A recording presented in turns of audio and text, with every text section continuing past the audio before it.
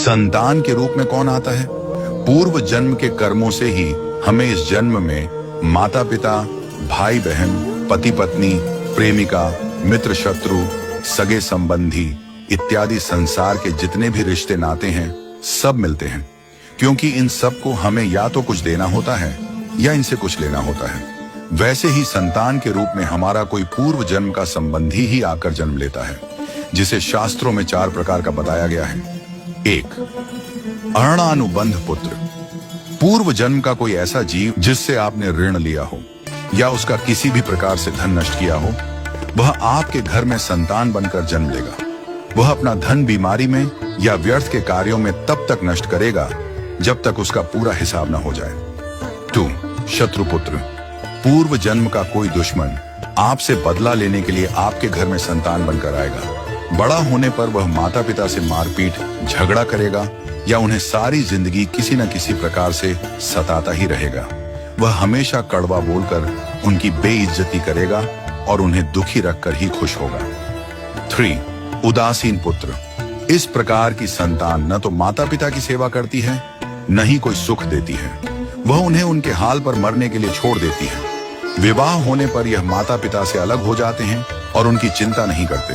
4. सेवक पुत्र। पूर्व जन्म में यदि आपने किसी की खूब सेवा की है तो वह अपनी की हुई सेवा का ऋण उतारने के लिए आपकी सेवा करने के लिए पुत्र बनकर आता है। जो बोया है वही तो काटोगे। यदि अपने माता पिता की सेवा की है तो ही आपकी संतान बुढ़ापे में आपकी सेवा करेगी, वरना कोई पानी पिलाने वाला भी पास न होगा। आप यह न समझें कि यह सब बातें केवल मनुष्य पर ही लागू होती हैं। इन 4 प्रकार में कोई भी जीव आ सकता है। यदि आपने किसी गाय की निस्वार्थ भाव से सेवा की है तो वह भी पुत्र या पुत्री बनकर आ सकती है।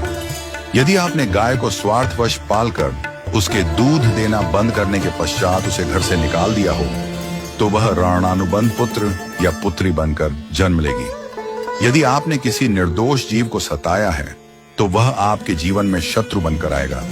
इसलिए जीवन में कभी किसी का बुरा न करें, क्योंकि प्रकृति का नियम है कि आप जो भी करोगे उसे वह आपको इस जन्म में या अगले जन्म में 100 गुना वापस करके देगी।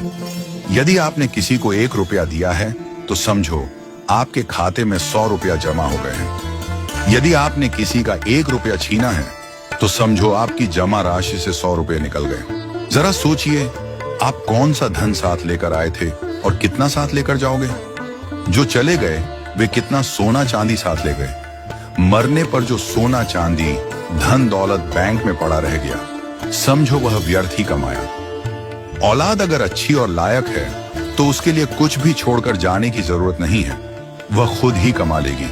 और औलाद अगर बिगड़ी या नालायक है तो उसके लिए जितना भी धन छोड़कर जाओ वह चंद दिनों में सब बर्बाद करके ही चैन लेगी।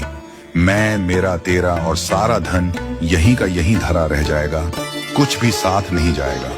साथ यदि कुछ जाएगा भी तो सिर्फ अच्छे बुरे कर्म ही साथ जाएंगे। इसलिए जितना हो सके नेकी करो, सत्कर्म करो।